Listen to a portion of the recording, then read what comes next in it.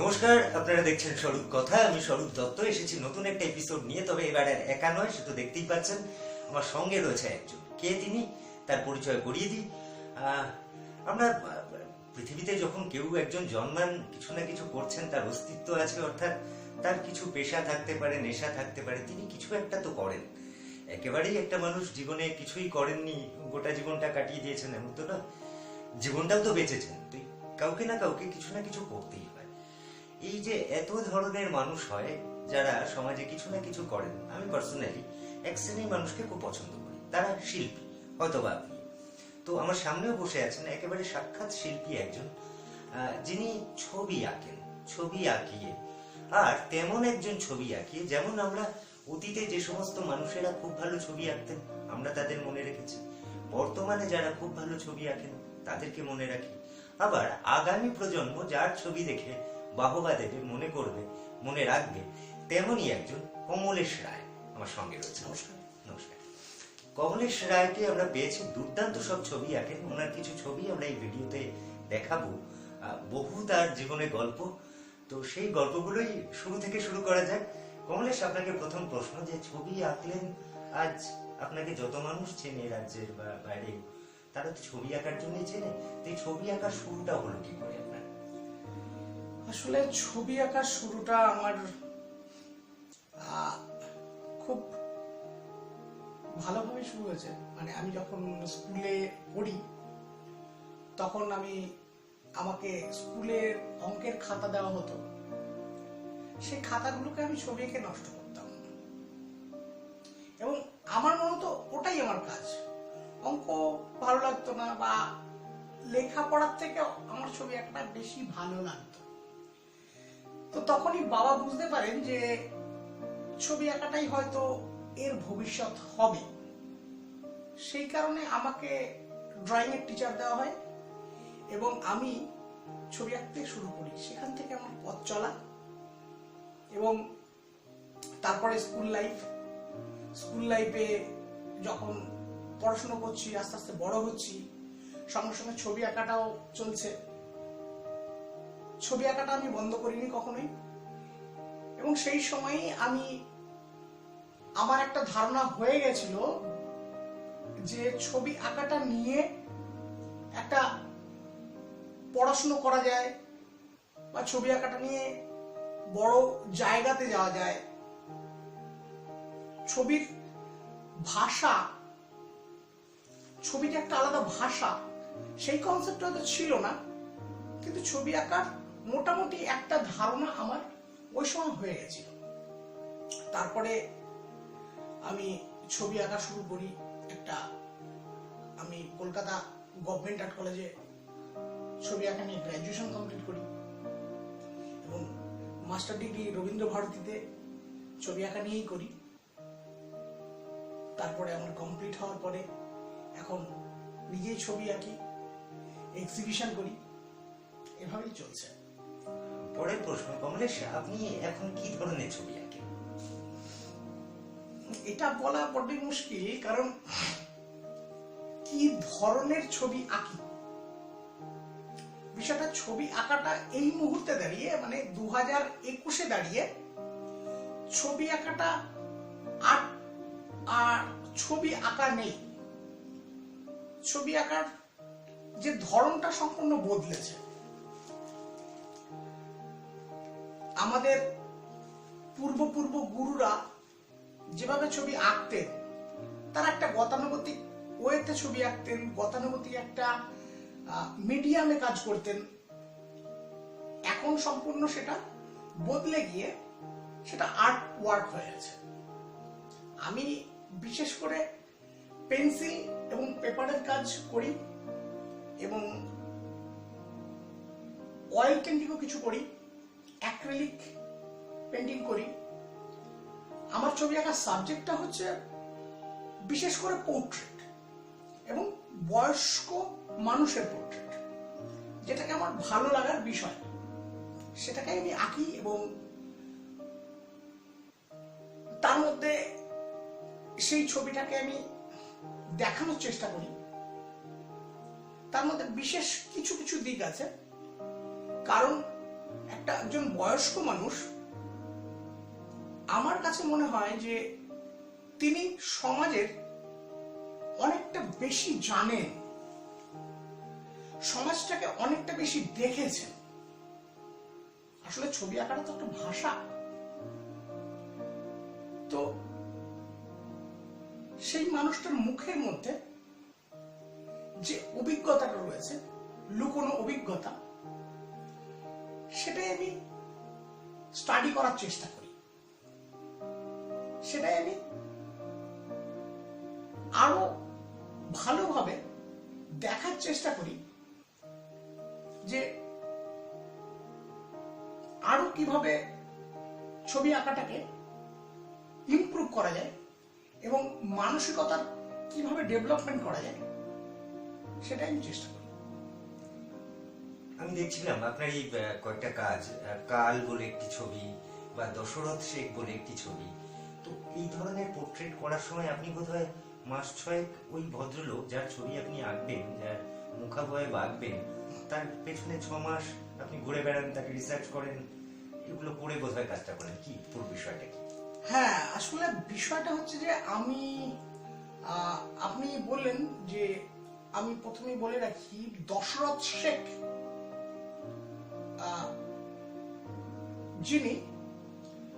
তিনি আসলে মুর্শিদাবাদের একজন বাসিন্দা। তো দশরথ শেখ ছিলেন মুর্শিদাবাদের একজন মুসলিম পরিবারের ছেলে, যিনি পেশায় রিক্সা চালক। এবং আমার ওনার ছবি আঁকার আগে মনে হয়েছে যে শ্রীরাম, বাংলা যে আমাদের হিন্দু মাইথোলজিতে শ্রীরামচন্দ্রের নাম নেওয়া হয়, তো উনি ছিলেন হিন্দু ধর্মের একজন বিশিষ্ট লোক, বা যাকে আমরা ভগবান শ্রীরামচন্দ্র বলি। তো একজন মুসলিম ফ্যামিলির লোকের নাম কিভাবে দশরথ শেখ হতে পারে, এটা নিয়ে আমার একটা কিউরিওসিটি ছিল।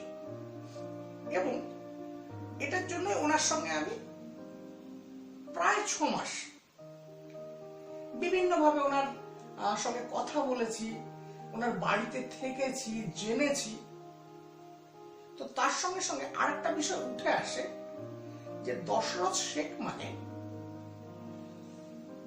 ওনার আগের যে ইতিহাস, উনি জন্মেছিলেন একজন হিন্দু বাড়িতে, এবং ওনার নাম রাখা হয়েছিল দশরথ শেখ। তিনি মুসলিম হলেও হিন্দু বাড়িতে মানুষ। এবং মুর্শিদাবাদের একটা সময় ওনার থেকে উঠে আসে যে একজন হিন্দু বাড়ির, আজ থেকে 60 বা 70 বছর আগে মুর্শিদাবাদে হিন্দু আর মুসলিম মানুষের যে সম্পর্কটা, সে সম্পর্কটা খুব সুন্দরভাবে টিকে ছিল। আজও আছে আমাদের এখানে, এই পেছনে অন্তত বা মাথার উপরে রবি ঠাকুর, কাজী নজরুল ইসলাম দুজনেই একসঙ্গে। হ্যাঁ, যাই হোক, আমরা সত্যি এক বৃত্তে দুটি কুসুম, হিন্দু মুসলমান। সেটা আপনি আমার মুর্শিদাবাদে গেলেও পাবেন। আমাদের মুর্শিদাবাদে একটা মন্দির রয়েছে এবং একটি মসজিদ রয়েছে, যেটি একটি মানে 3টি দেওয়ালের মধ্যে, এক সাইডে মন্দির, এক সাইডে মসজিদ। তো এখনো মুর্শিদাবাদে সেই বিষয়টা রয়েছে। আমরা আজও একটা মুসলিম ফেস্টিভ্যালে যেভাবে যাই, এবং হিন্দু ফেস্টিভ্যাল গুলোতেও মুসলিম বন্ধুরা, ভাইরা সেভাবেই আসে। যাই হোক, দশরথ শেখের কথায় আবার ফিরে যাই। তো ওখান থেকেই আমার দশরথ শেখ সম্পর্কে কিউরিওসিটি জাগে এবং ওনার সম্পর্কে আরো বেশি খোঁজ খবর নিতে থাকি। তো আমার যেহেতু পোর্ট্রেট নিয়েই আমার কাজ, তারপরে ওনার একটা পোর্ট্রেট করিয়ে এবং সেটাকে আমি ওনার নাম দিয়েই, টাইটেলটা দিয়েই রাখি। এবং এই ছবিটা বোধহয় আপনার পুরস্কারও পায়। হ্যাঁ, ওই ছবিটা আমার অ্যাওয়ার্ড পেয়েছিল।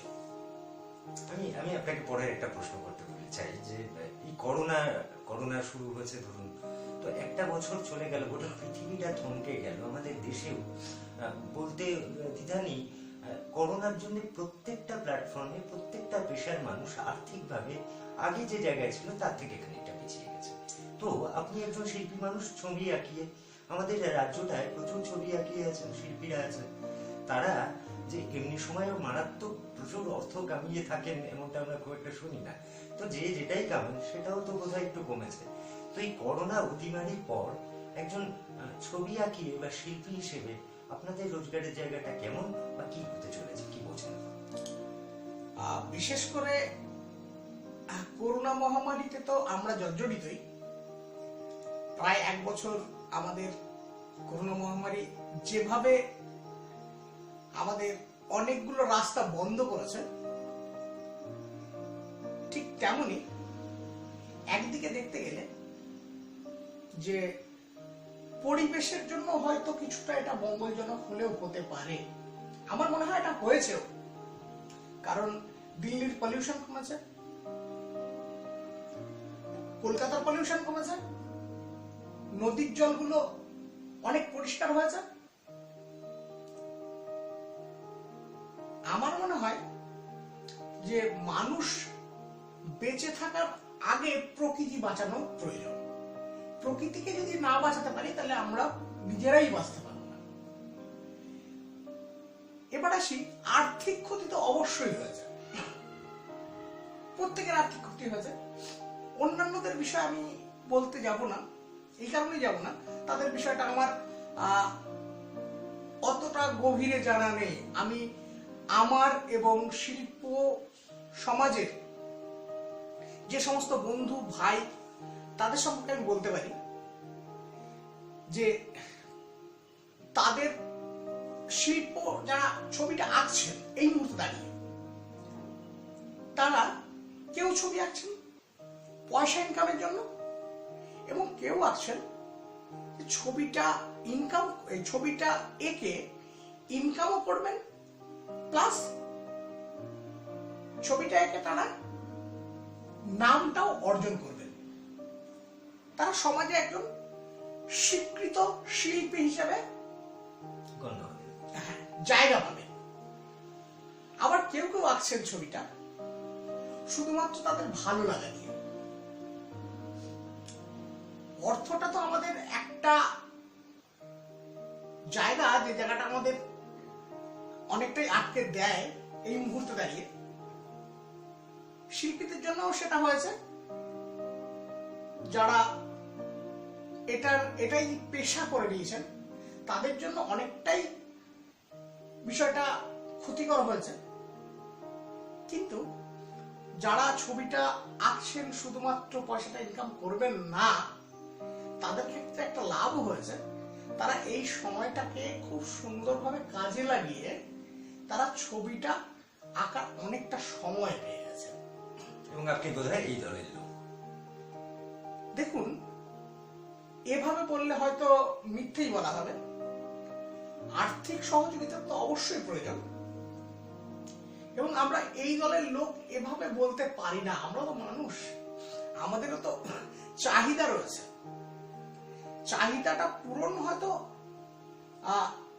সম্পূর্ণটা হবে না, কিছুটা পূরণ করতে হবে পথ চলার জন্য, ব্যাস এটাই আমার আপনাকে বলার। যে আপনি নয় আপনাদেরটা বললেন, আপনাদের সময়কার, আপনাদের ব্যাচে, আপনাদের সমসাময়িক বা আপনার নিজেরটা, কিন্তু আগামী দিনেও তো বহু মানুষ আসবে আমাদের রাজ্যে, আমাদের দেশটায়, যারা ছবি আঁকবে সেই আপনাদের মতো করে।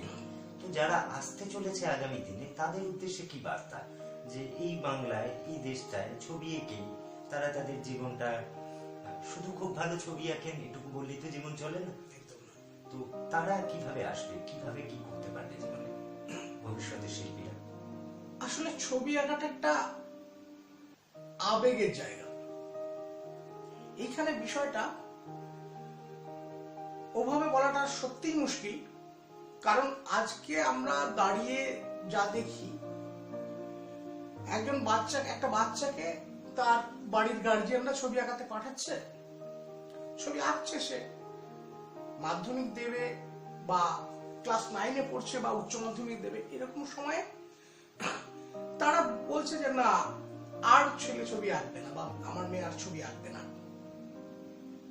এতে সে এই সময় পড়াশোনায় মন দেবে, তো ছবি আঁকাটা তারপরে আর হচ্ছে না। আমার দেখা অনেক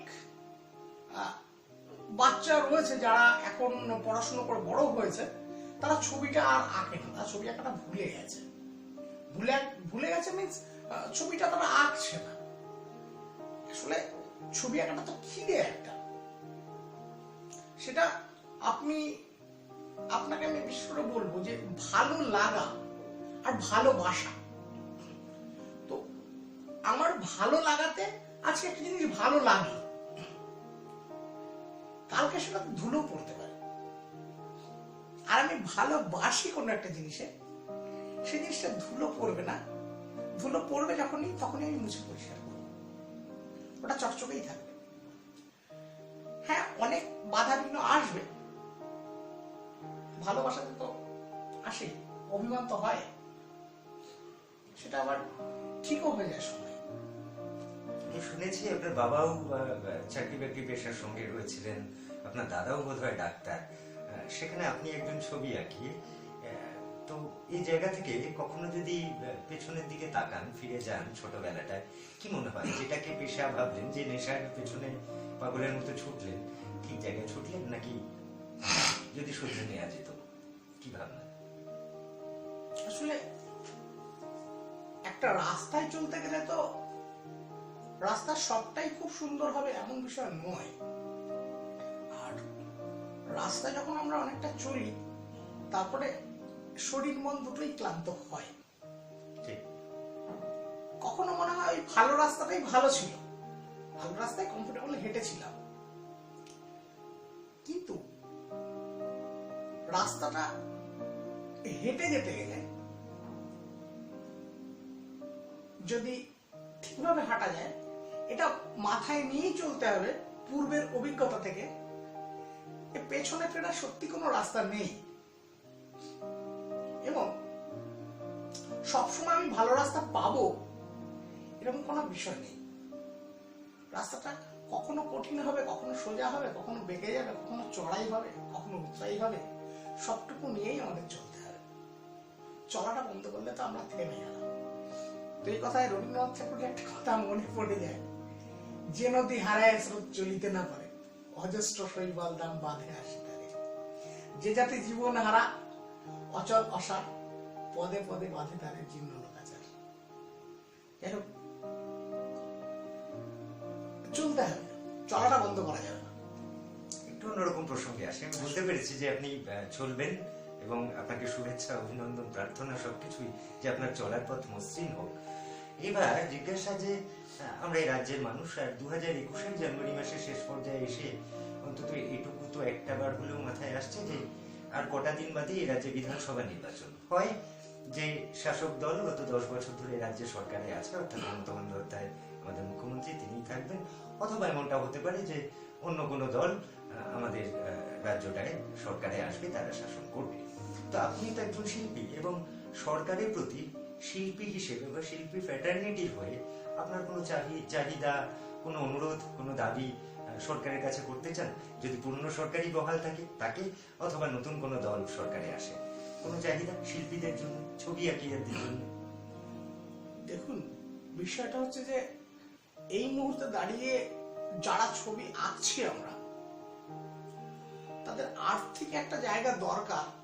একটা ছবি আঁকতে গেলে রং, ক্যানভাস, তুলি, সেটা যথেষ্ট দাম রয়েছে এবং সেটা বিক্রি হবেই, বা সেটা মার্কেটিংটা আমাদের ঠিকঠাক অবস্থায় নেই। এটা যারা ছবি এঁকে বিক্রি করবেন তাদের জন্য বললাম। কিছু কিছু চাকরি আছে, যারা স্কুল টিচার, প্রফেসর, আর্ট কলেজের প্রফেসর, কিছু কিছু বিএড কলেজগুলো ছিল, সেগুলো এখন খুব ভালো একটা অবস্থা নেই। তো সেইগুলো যেন যারা ছবি আঁকছে তাদের জন্য একটু যদি ভালো হয় তাহলে হয়তো ভালো। কিছু কিছু স্কুল যেগুলোতে ড্রয়িং টিচার নিয়োগ করা যায়, যদি সরকার করতে পারেন, এরকম একটা চাওয়া আমার থাকলেও মানে অন্যদের জন্য থাকলে আমার ভালো হয়, এটাই। আমার আপনাকে জিজ্ঞাসা, আমি যেহেতু মানুষ হিসেবে আপনাকে খানিকটা পেয়েছি জানি, তাহলে আমিও দেখেছি যে আপনি একটি কলেজে, সেখানেও আপনি ছবি আঁকাচ্ছেন, আবার কখনো দেখছি বিরাট বড় কর্পোরেট হাউস যারা ভারতবর্ষের অন্যতম বড় বড় অ্যানিমেশন কার্টুন এই সমস্ত তৈরি করেন, সেখানেও অবলীলায় ছবি আঁকছেন, আবার আপনি কাল এরকম ছবিও আঁকেন। তো নিজের এই বিস্তারটা বা ব্যাপ্তিটা কি করে ফেলেছেন যে সব জায়গাতেই দিব্যি গিয়ে আপনি একই রকম ভাবে ছবি এঁকে যান? সত্যি কথা বলতে গেলে চাকরি করতে যাওয়া বা কর্পোরেট সেক্টরে এসে কাজ করা, এটা শুধুমাত্র ওই কালকে বাঁচানোর স্বার্থেই। কালটাকে বাঁচানোর স্বার্থেই হয়তো কিছুটা করতে হয়। তো আর ছবি আঁকতে গেলে যে সমস্যাগুলো আমাদের হতে হয়, সেগুলো তো আর্থিক সমস্যা ছাড়া বড় তেমন কোনো সমস্যা নেই। মানসিকতা একটু ফ্রেশ থাকলেই ছবিটা আঁকা যায়, এবং দেখাটা ঠিকঠাক রাখতে হবে। আমাদের মানসিক পরিস্থিতি এবং সামাজিক পরিস্থিতি সমস্ত কিছু বিষয়কে একসঙ্গে রেখে আমরা এগোতে পারলে ঠিকঠাক। এটা আমার কমলেশ রায়ের থেকে জানা আছে, আপনাদের সঙ্গে শেয়ার করতে চাই। উনিও বোধহয় ছবি আঁকেন একেবারে ডেলি 9 ঘন্টা, যেভাবে আমরা অফিস কাচারিতে 9 ঘন্টা ডিউটি টাইম বা অফিস টাইম করতে হয় না, ওনার কাছেও আমি জানি বা শুনছিলাম, তাহলে উনি প্রায় গড়ে 7 ঘন্টা ছবি আঁকেন প্রতিদিন, আর 1.5 ঘন্টা উনি মেডিটেশন করেন। তার মানে সেই গিয়ে 9 ঘন্টাই দাঁড়ালো, ওনার 9 ঘন্টার একেবারে ছাঁকা সময়, যা 7 ঘন্টা উনি টানা ছবি আঁকেন, 1.5 ঘন্টা উনি মেডিটেশন করেন। আমার কমলেশ রায়ের কাছে শেষের দিককার জিজ্ঞাসা থাকবে যে যে আপনার জীবনের শখ কি করতে চান? আমার জীবনে শখ বলতে একটা আজব শখ রয়েছে। আপনার সঙ্গে আমার মানসিকতা না যেতেই পারে। সর্বদা আপনি যেমন আমার মনের একজন মানুষ, আপনাকে বলতে অসুবিধেও নেই। আমার একটা চায়ের দোকান খোলার খুব ইচ্ছে। কিরকম চায়ের দোকান? মানে চায়ের দোকান মানে চায়ের দোকান, মানে যোগেন চৌধুরী, ওয়াসিম কাপুর এই ধরনের মানুষ বলছেন আমি একটা চায়ের দোকান খুলবো, আমি তো ভাবতে পারি না, কিন্তু কমলেশ রায় বলছেন নিশ্চয়ই তার পেছনে কারণ আছে, অন্যরকম ভাবে কিছু। কি সেটা? চায়ের দোকান খোলার পেছনে একটা কারণ আমার, চায়ের দোকান এমনই একটা জায়গা যেখানে সমস্ত রকমের জ্ঞান আপনি পাবেন। চায়ের দোকানটা একটু সাজানো অবস্থায় থাকবে। চায়ের দোকানের লাগো আমি একটা এক্সিবিশন হল করব, একটা মিউজিয়াম টাইপের একটা হল করার ইচ্ছে হয়েছে আমার। তো চায়ের দোকানের একটা গণকণ্ঠ থাকবে। আজকে আমাদের কফি হাউসে মানুষ কিন্তু চা খেতে ঢোকে না, ওখানে একটা পরিবেশ পাওয়ার জন্যই মানুষ যায়। আমি সেই পরিবেশটাকেই ধরার চেষ্টা করব। আজকে আমার মুর্শিদাবাদে হয়তো সেই জায়গাটা নেই, সেই মহলটা নেই, সে আমি শিল্প মহল তৈরি করার একটা চেষ্টা করবো, যে 10 জন শিল্পী এসে বা 10 জন শিল্প মানসিকতার লোক এসে যেন আমার সেইখানে বসে এবং একটু আলোচনা হয়। এই কারণ তাই এটা আপনার আগামী দিনের একটা শখ। অন্তত মুর্শিদাবাদ কমলেশ রায়ের থেকে এমন কিছু পেতে চলেছে আগামী দিনে, এটা যে একটা চায়ের দোকান যার সঙ্গে নাকি একটি আর্ট গ্যালারিও, মানুষ ছবি দেখবে, গণকণ্ঠ, আবার চাও খাবে। আমার আপনাকে জিজ্ঞাসা, আমি যেহেতু জানি আপনি মুর্শিদাবাদের বোধহয় এমন একটা জায়গায় থাকেন যেখান থেকে হয়তো হাঁটা রাস্তা 2-4 মিনিটে হাজার দুয়ারি, তো ওরকম একটা পরিবেশে বড় হওয়া স্মৃতি, আপনি শিল্পী হিসেবে বড় হলেন, এই পরিবেশটা কি কোনো কারণ ছিল বা আছে? আসলে এই বিষয়টা বলতে গেলে আমার স্কুল লাইফে ফিরে যেতে হয়। আমি যখন ছবি আঁকাগুলো দেখছি তখন আমার খুব মনে পড়ে, তখন হাজারদুয়ারি ঢুকতে গেলে 50 পয়সা টিকিট লাগতো, এবং সেটা স্কুল স্টুডেন্টদের জন্য ফ্রি। তো আমি স্কুল থেকে মাঝে মাঝে গিয়ে মিউজিয়ামে ঢুকতাম, হাজারদুয়ারি মিউজিয়াম।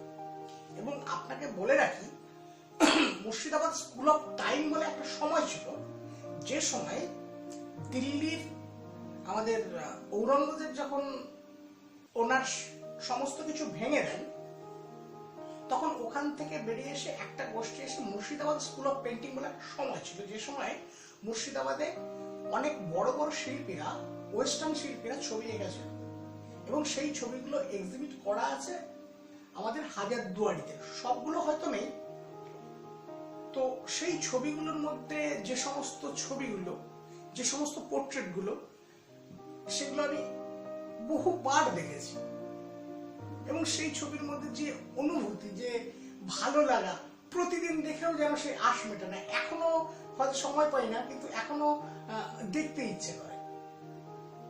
সেটা আমাকে জাগিয়েছে। তার সঙ্গে আমার শিক্ষক ছিলেন শ্রী পঞ্চানন চক্রবর্তী। উনি আমার খুব মনের মানুষ, ভালো লাগার মানুষ, ভালোবাসার মানুষ। শাসন করেছেন, আমার ছবি আঁকা শিখিয়েছেন, অনুভব কিভাবে করতে হয় সেটা বুঝিয়েছেন। এভাবেই চলে এসছে। কমলেশ বাবু, আমার আপনার কাছে আজকের এই ইন্টারভিউয়ের একেবারে শেষ প্রশ্ন, যে আগামী দিনের এই যে ছোট বাচ্চারা, আপনি বলছিলেন, আমি রিয়েলাইজ করছিলাম, একদম ফ্যাক্ট শেয়ার করছেন, তাহলে সত্যি তো বাবা মা ওই ক্লাস 2, 3, 4, 5 এ পরে বাচ্চাকে পাঠিয়ে দিচ্ছে আঁকা শেখার জন্য, আর যেই সে 7, 8 এ একটু বড় ক্লাসে উঠছে তখন বলছে না এবার পড়াশোনায় মন দাও, আর আঁকাটা হবে না। আপনি বলছিলেন যে তারা আর আঁকতে আসে। তো আমার আপনাকে যদি জিজ্ঞাসা বা ওই বাচ্চাদের জন্য যারা এখন 2, 3, 4, 5 এ পড়ে, যারা আঁকতে আসছে, অথবা তাদের বাবা মা যারা ওই বাচ্চাটিকে পাঠাচ্ছে আঁকতে, এদের জন্য কি পরামর্শ দিতে চান একজন শিল্পী হিসেবে? আসলে এই মুহূর্তে দাঁড়িয়ে আমরা আমাদের সময় ছোটবেলায় খেলার জিনিস বলতে আমরা ম্যানুয়াল খেলনা খেলতাম। এখন বাচ্চারা ডিজিটাল খেলনা খেলছে। তারা ছোটবেলা থেকেই ফোন ঘাঁটছে এবং এডুকেশনটাও ওভাবেই এগিয়ে যাচ্ছে এবং আজ থেকে 10 বছর পরেও সেটা অন্যভাবে হবে। আমরা স্কুলে যখন পড়তাম আমাদের এন্টারটেনমেন্টের বিষয় ছিল সিনেমা দেখা, স্কুল পালিয়ে সিনেমা দেখেছি অনেকদিন। তো এই সময়গুলো তো আমরা সে সময় যে ধরনের যেভাবে আমরা এগিয়েছি, আজকে 30 বছরে এতটা পরিবর্তন, তবে আর 30 বছরে এই পরিবর্তনটা কয়েক গুণে বাড়বে। সেখানে দাঁড়িয়ে একজন ছবি আঁকার ছাত্র হিসেবে আমি বলতে পারি যে বাচ্চাদের ছবি আঁকা, যারা ছবি আঁকতে চায়, মন থেকে যাদের ছবি আঁকাটা ভালো লাগে, তারা ছবিটা আঁকুক এবং তাদের যদি কম্পিউটার থাকে তাহলে কম্পিউটারে প্র্যাকটিস করতে পারে। যদি সে মনে করে যে ভবিষ্যতে গিয়ে এটাকে নিয়ে ইকোনমিক্যাল কোনো কেরিয়ার তৈরি করবে, বা কেরিয়ার তৈরি করার ক্ষেত্রে বলছি, তাহলে তারা ডিজিটালাইজ হোক। এই প্রজন্মের জন্য আমি এটা বলবো। আমার আপনার থেকে মোটামুটি যা যা জিজ্ঞাসা করলাম, এটা পার্সোনালি একেবারে শেষবারে বলছি যে আপনি যেহেতু পোর্ট্রেট আঁকেন আর ওই মুখাবয়ব আঁকেন, রাজনৈতিক এবং বয়স্ক মানুষদের আঁকেন, রাজনৈতিক নেতাদের তো একটা অদ্ভুত মুখ হয়, তাদের জীবনে প্রচুর বলার গল্প, অনেক অভিজ্ঞতা। আমি যদি আপনাকে 4টি অপশন দিই, মমতা বন্দ্যোপাধ্যায়ের মুখ, দিলীপ ঘোষের মুখ, সূর্যকান্ত মিশ্রের মুখ, অধীর রঞ্জন চৌধুরীর মুখ, এই 4টে মুখের মধ্যে আপনি আঁকার জন্য প্রথমেই কোন মুখটি বেছে নেবেন? এটা আমার একদম ব্যক্তিগত প্রশ্ন আপনার কাছে। একজন শিল্পী হিসেবে এই 4টে মুখের মধ্যে রাজনৈতিক দল না দেখে কোন মুখটি আপনার কাছে শিল্পী হিসেবে আঁকার জন্য দেন? মমতা বন্দ্যোপাধ্যায়, দিলীপ ঘোষ, সূর্যকান্ত মিশ্র এবং অধীর রঞ্জন। এটা সৌরভবাবু আমাকে সত্যি খুব ভাবালেন আর কি। আমি যদি আঁকি তাহলে নরেন্দ্র মোদী আমাদের প্রাইম মিনিস্টার, ওনার মুখই আঁকবো। আচ্ছা, আমাদের রাজ্য নেতাদের নয়, আপনি একেবারে দেশের প্রধানমন্ত্রী, তাকেই আপনার আপাতত পোর্ট্রেট করার জন্য প্রথম পছন্দ। হ্যাঁ, ঠিক আছে, আপনার সেই ছবির জন্য সেটা নিশ্চয়ই নির্বাচনের আগেই আপনি আঁকবেন। হ্যাঁ, চেষ্টা করবো। সেই শুভেচ্ছাই থাকলো আপনাকে যে আপনি নির্বাচনের আগে প্রধানমন্ত্রী নরেন্দ্র মোদীর একটি ছবি আঁকুন আপনার কল্পনায় আপনি যেভাবে দেখছেন। তো আজকের মতো আপনার সঙ্গে অনুষ্ঠান এখানে শেষ। আপনারা দেখতে থাকুন স্বরূপ কথা, আর অবশ্যই লাইক করুন, কমেন্ট করুন। আপনাদের যদি কমলেশ রায়কে কিছু জিজ্ঞেস করার থাকে আপনারা প্লিজ কমেন্ট করবেন, আমরা কমলেশ রায়ের থেকে তার উত্তর জেনে নিয়ে উত্তর জানাবো। আর যারা ছবি আঁকছেন এখন, ছোট অথবা বড় যারাই, কোনো রকম জিজ্ঞাসা যদি থাকে অবশ্যই করবেন। আর অবশ্যই দেখতে থাকুন স্বরূপ কথা। প্লিজ চ্যানেলটা লাইক করবেন, কমেন্ট করবেন আর সাবস্ক্রাইব করবেন। নমস্কার, সবাইকে ধন্যবাদ, ভালো থাকবেন। আপনাদেরও ধন্যবাদ।